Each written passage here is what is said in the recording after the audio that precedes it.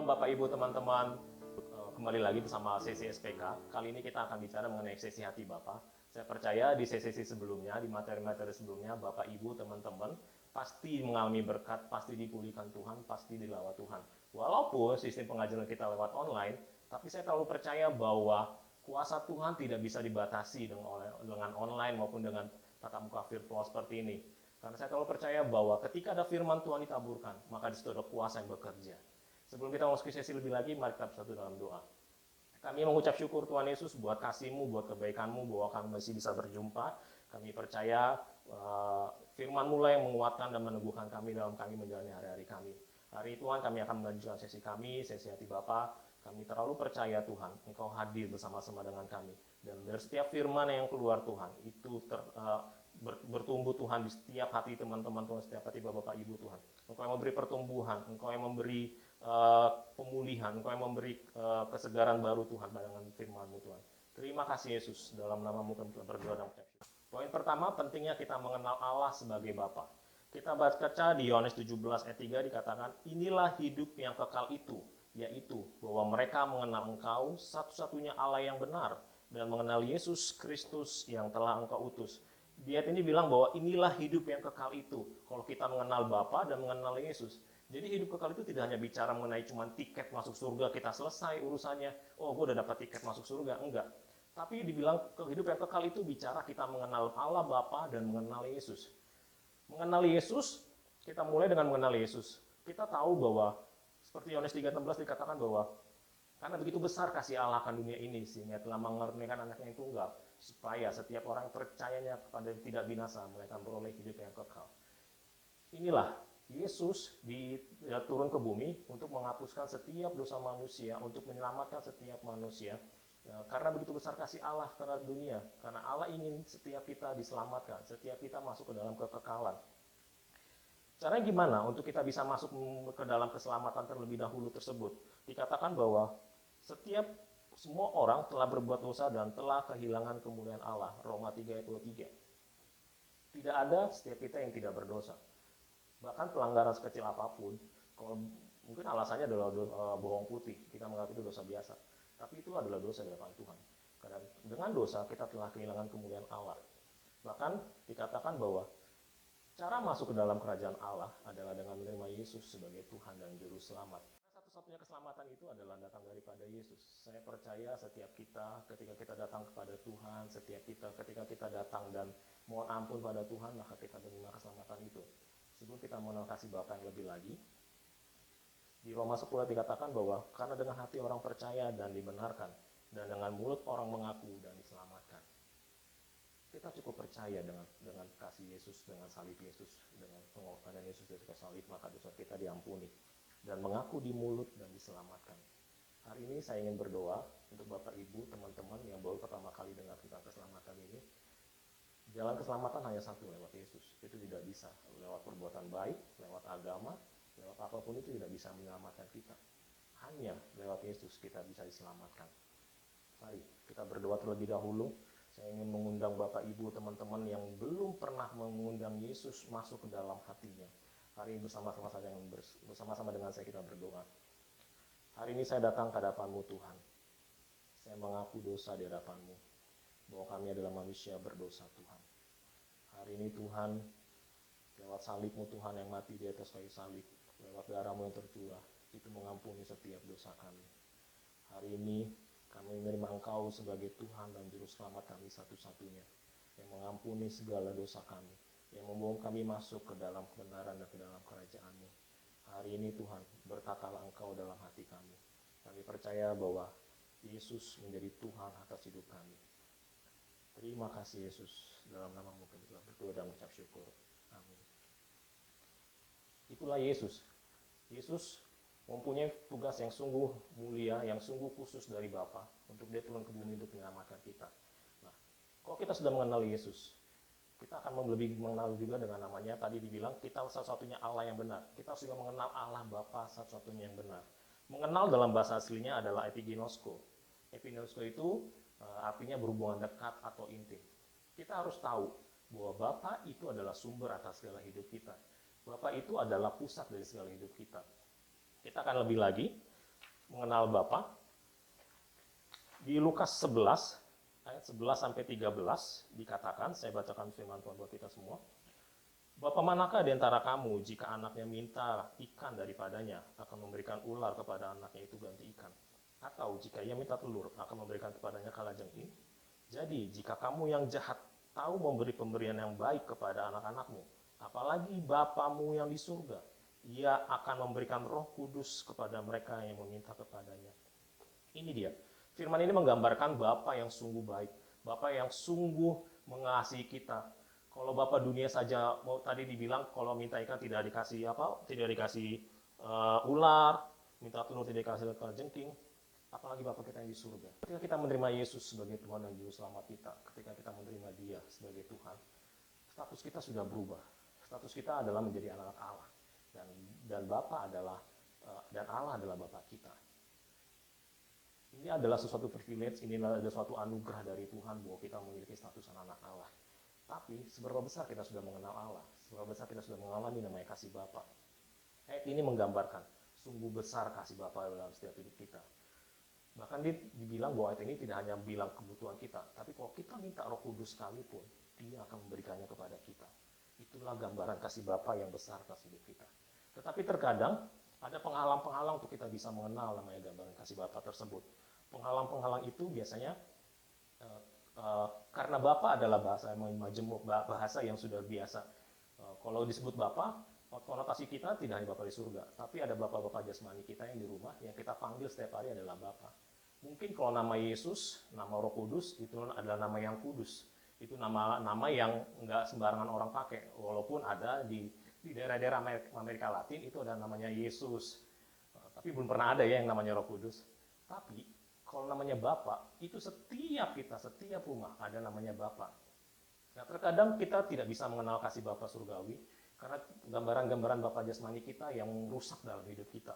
Gambaran-gambaran pengalaman-pengalaman buruk bersama dengan Bapa jasmani kita yang itu membuat kita sakit hati, yang membuat kita trauma, yang membuat kita kecewa dan kita beranggapan bahwa Bapa surgawi sama seperti dengan Bapa jasmani kita. Bapak jasmani kita begini-begini, Bapak surga juga sama. Pengalaman buruk apa sih yang bisa merusak penghalang kita bisa mengenal kasih Bapak?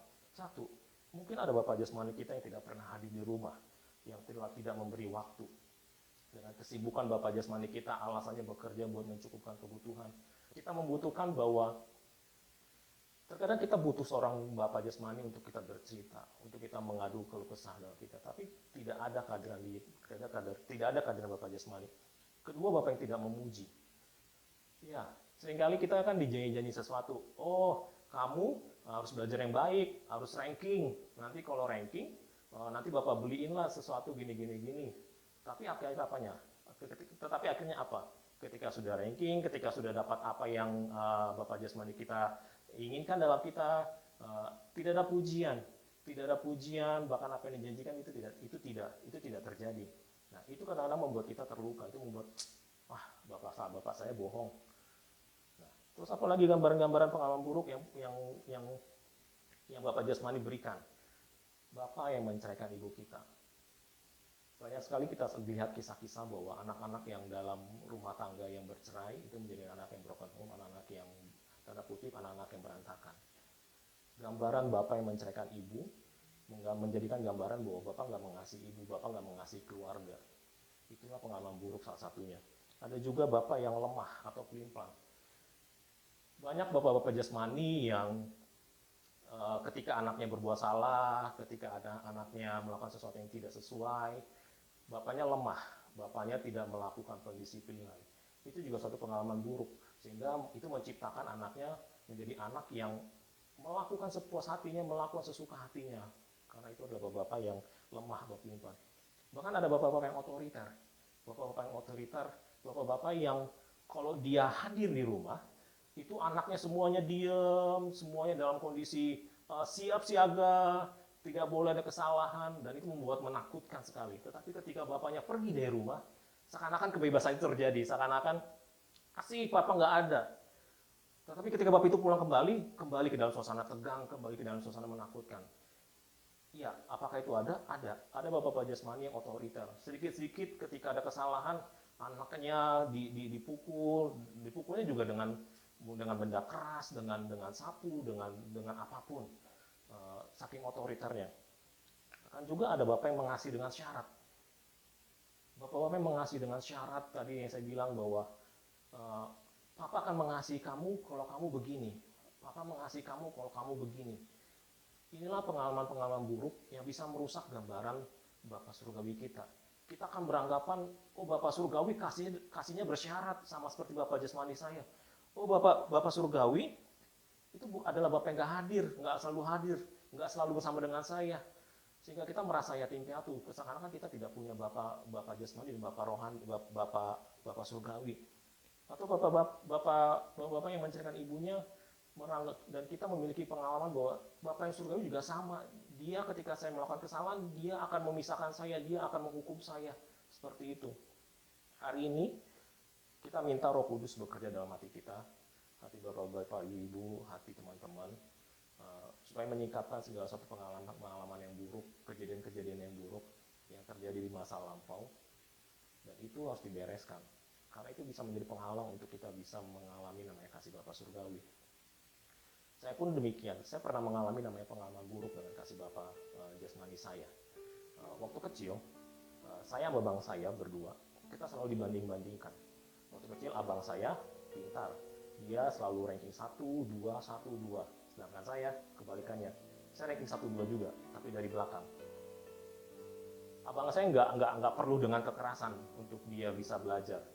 Tapi saya udah mengalami namanya sapu patah, saya udah mengalami namanya ikat pinggang. Karena saya jujur, waktu kecil itu saya susah sekali untuk belajar, fokus belajar. Terus begitu, saya dibandingkan dengan abang saya, lihat abang kamu dia begini, lihat abang kamu begini. Dan itu menciptakan saya menjadi anak yang saya beranggapan bahwa ini saya anak siapa sih? Apakah saya disayangi di keluarga ini? Ini merusak saya, merusak gambaran saya mengenai Bapak Surgawi, dan nggak cukup seperti itu. Hal itu membuat saya terluka dengan Bapak jasmani saya. Saya kecewa, saya memberontak akhirnya ketika ada niatan, sampai dari kecil saya ada niatan. Kalau nanti badan saya besar, lihat, saya akan balas setiap perbuatanmu, setiap sakit yang saya alami. Terus ketika waktunya SMA badan saya sudah besar. Saya sudah punya tenaga untuk membalas. Ketika ada suatu momen di mana saya mengalami hal yang gak enak lagi dengan Bapak jasmani saya, akhirnya tanpa saya sengaja atau mungkin karena emosi saya memukul Bapak saya. Saya memukul dan saya rasa saya puas karena saya bisa membalas setiap sakit hati saya, membalas setiap perbedaan yang saya alami. Dan Bapak saya pun diam. Akhirnya setelah kejadian itu lama kami tidak berkomunikasi. Sampai suatu saat ketika saya ikut CG seperti ini, ketika dibagikan sesi hati Bapak, saya melihat bahwa saya sebagai anak yang tidak dikasihi, saya melihat sebagai anak yang selalu dinomorduakan atau bahkan yang tidak dipeduliin, selalu mengalami kekerasan. Tapi di situ Tuhan kasih Bapak mengalir dalam hati saya. Bapak Surgawi berbicara kuat dalam hati saya. Bapak Surgawi bilang bahwa saya adalah anak yang kasih. Saya adalah anak yang tidak perlu syarat ketika dikasih oleh Bapak. Bapak menerima saya apa adanya. Segala kekurangan saya, segala kelemahan saya, Bapak Surgawi menerima saya apa adanya. Akhirnya saya mengambil keputusan untuk mengampuni Bapak jasmani saya. Saya mengambil keputusan mengampuni. Saya minta ampun juga di depan Tuhan karena pernah melakukan sesuatu hal yang itu kurang ajar. Ketika memukul orang tua, saya tahu itu kurang ajar. Akhirnya Tuhan menyadarkan saya mohon ampun pada Tuhan, dan saya ampuni Bapak jasmani saya. Akhirnya apa? Ketika pulang CG, ada momen di mana saya bertemu, saya bilang ke Bapak saya mau ngomong sama Bapak jasmani saya. Akhirnya saya minta ampun karena pernah melakukan kurang ajar kepada Bapak saya, dan akhirnya Tuhan pulihkan hubungan kami.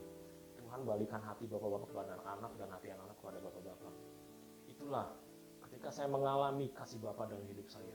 Sampai sekarang, hubungan saya dengan Bapak saya menjadi hubungan yang sangat baik. Saya merasakan bahwa ketika ada masalah di rumah, ketika ada sesuatu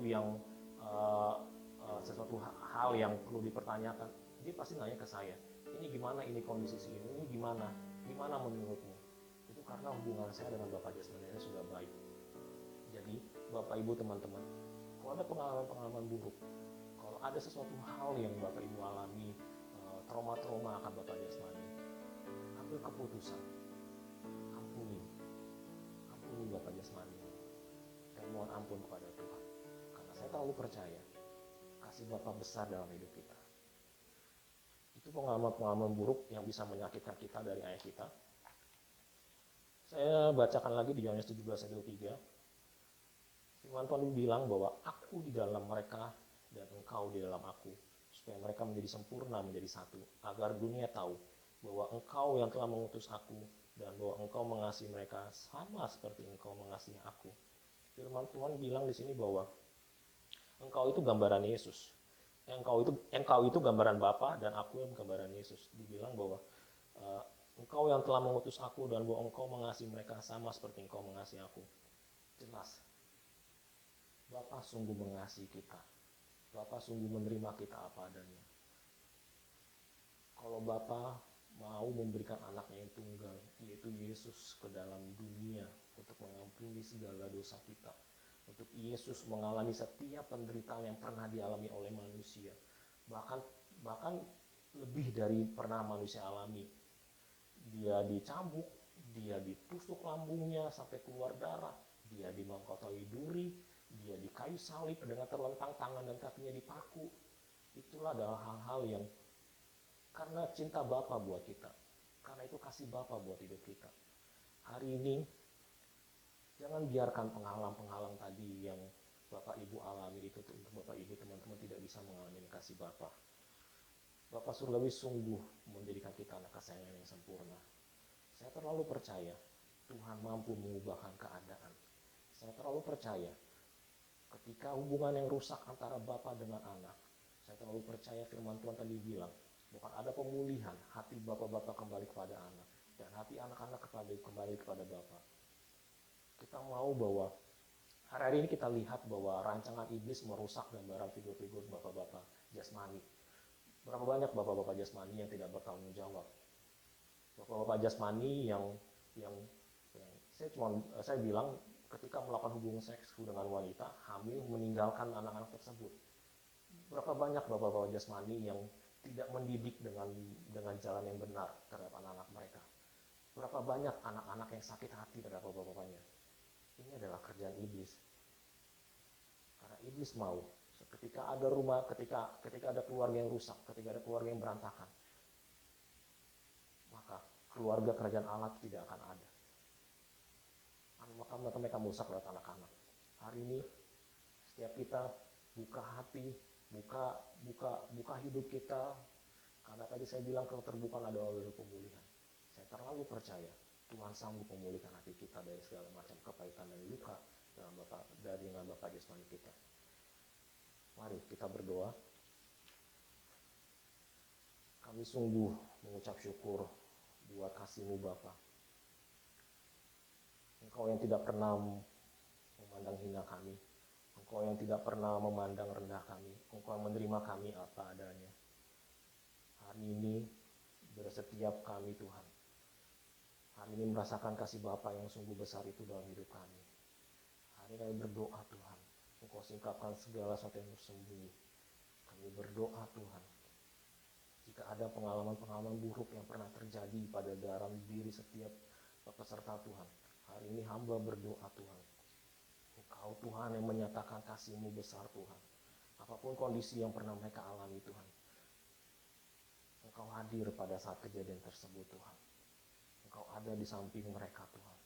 Ketika mereka mengalami namanya kekerasan fisik dari Bapak jasmani, Engkau hadir memeluk mereka Tuhan.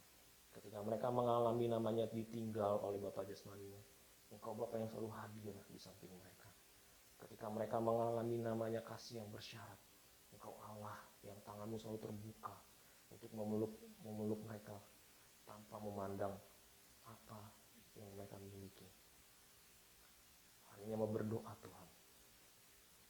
Hari ini biar ada hati yang mengambil keputusan, mau mengambil keputusan buat mengampuni Bapak-bapak jasmani Tuhan. Apapun itu Tuhan. Hari ini biar Roh Kudus-Mu Tuhan menolong setiap peserta Tuhan untuk mengambil tindakan mengampuni. biar setiap kita ambil keputusan mau ngampuni. Ambillah keputusan untuk mengampuni. Karena saya tahu percaya kasih Bapa terlalu besar dalam hidup kita. Terima kasih Yesus, terima kasih. Berbicara terus Tuhan, dan pulihkanlah kami terus Tuhan. Dalam nama Yesus, kami telah berdoa dan mengucap syukur. Amin. Demikianlah sesi hati Bapa. Kita akan berjumpa jam 2 nanti siang dengan live streaming. Bapak, Ibu, teman-teman, silakan aktif di Zoom. Nanti link akan dibagikan. Kita akan tanya jawab, kita akan perdalam lagi sesi ini. Bahkan kita juga akan saling mendoakan satu sama lain. Demikian, sampai jumpa nanti jam 2 siang. Terima kasih, Tuhan Yesus memberkati.